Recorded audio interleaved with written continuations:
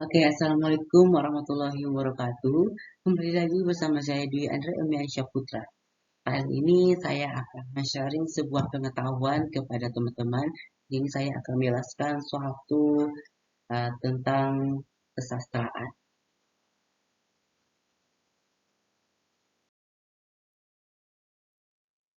Nah, kali ini saya akan membahas tentang tema sastra. Teman-teman harus menyimak nih. Saya akan membahas tentang tema sastra, bagaimana cara membangun dari tema sastra itu. Nah, berikut ke penjelasan lebih lanjut tentang sastra. Pada tema sastra, di sini kita akan membahas tentang tema.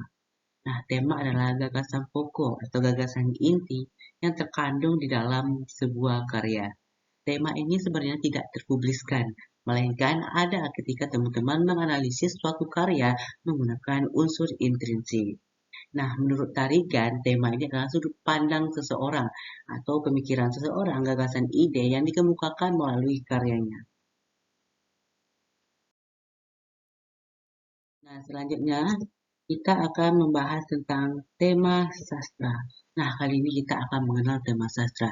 Tema sastra ini adalah unsur pembangun dari suatu karya sastra, yang mana tema sastra ini membuat karya sastra menjadi lebih terstruktur, menjadi membuat karya sastra lebih berdominan sesuai perkembangan apa yang terjadi pada seseorang membuat suatu karya sastra. Nah, teman-teman, selanjutnya kita masuk kepada tema dalam berbagai aspek pembangun. Yang pertama dari pengarang. Kok bisa pengarang sebagai pembangun tema sastra? Nah, begini ceritanya. Pengarang sebagai pembangun tema sastra yang mana adalah tema sastra itu tergantung kepada pengarang tersebut. Bagaimana ekspresi yang diungkapkan oleh pengarang ketika pengarang itu mencantumkan itu dalam suatu karya sastra. Nah, maksud lainnya begini, ketika teman-teman ingin membuat suatu karya sastra dan ingin karya sastra teman-teman itu diakui kesastraannya, baik dari etika, kebahasaan, dari segala macamnya, teman-teman harus membuat karya sastra itu sesuai dengan sastra, bertemakan dengan sastra, bagaimana gaya bahasa sastra, bagaimana bentuk kata-kata yang ada di dalam sastra. Nah, disitulah teman-teman nanti akan sebagai pencetus dari tema sastra. Nah, disinilah bagaimana pengarang sebagai tema sastra. Selanjutnya yang kedua ada waktu atau kejadian masa lalu. Apa hubungannya dengan masa lalu ya? Nah, hubungannya di sini adalah masa lalu itu menjadikan tema sastra yang mana masa lalu ini menjadikan sebagai kejadian yang dialami oleh pengarang tersebut. Contohnya begini, kita lihat pada puisi Kerawang Bekasi ciptaan Khairin Anwar, yang mana pada ceritanya dari Kerawang ke Bekasi, Khairin Anwar melihat kejadian yang tidak sesuai kemanusiaan yang terjadi pada masa itu.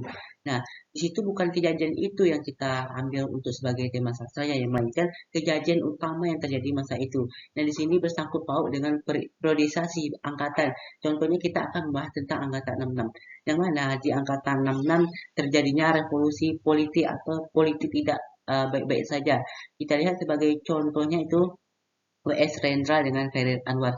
Mengapa W.S. Rendra dan Khairil Anwar masuk kepada angkatan 66? Nah, di sini karya sastranya itu membahas tentang politik yang terjadi kepada masa itu. Nah, disinilah mengapa kejadian masa lalu ini sebagai tema sastra. Contohnya tadi di angkatan 66 ya, yang mana angkatan 66 tadi terjadi isu-isu politik yang tidak baik di Indonesia. Jadi kejadian masa lalu itulah menjadi pencetus tema sastra. Dan kita ketahui bahwa angkatan 66 adalah terjadinya politik yang tidak baik-baik. Jadi pada sastra yang terjadi pada masa angkatan 66 ya tentang berbau politik tadi, yang mana W.S. Rendra itu terkenal dengan seorang karya seorang sastrawan yang kontroversial, yang mana saat itu W.S. Rendra dan menciptakan menyindir besar-besaran yang terjadi pada karya sastranya untuk politik yang ada di Indonesia.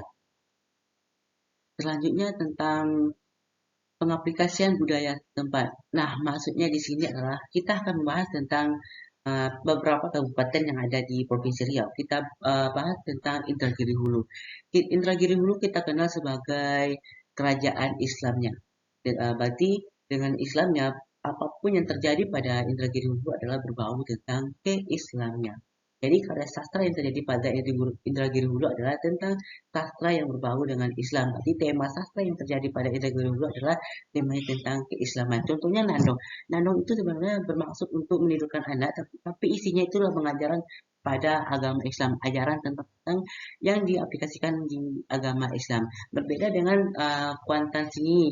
Kabupaten Kuantan Singi dikenal dengan kabupaten yang uh, terfokuskan kepada mata pencaharian, baik mengaret atau berkebun karet, nelayan dan segala macam. Nah, berbeda dengannya tentang Kabupaten Kuantan Singi, yang mana tema sastranya itu adalah tentang kehidupan. Berarti tema sastranya berbau tentang kehidupan yang terjadi pada masyarakatnya. Contohnya tentang Kayak Kuansing.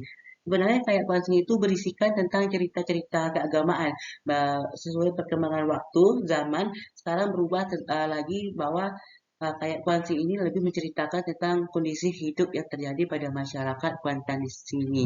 Nah, itulah mengapa budaya setempat itu terjadinya pembangun dari tema sastra. Oke, teman-teman, itulah sharing seputar pengetahuan tema sastra. Saya meminta maaf apabila terjadi kesalahan dan terdapat kekurangan pada penjelasan saya. Saya minta maaf. Saya akhiri. Billahi taufiq wal hidayah. Wassalamualaikum warahmatullahi wabarakatuh.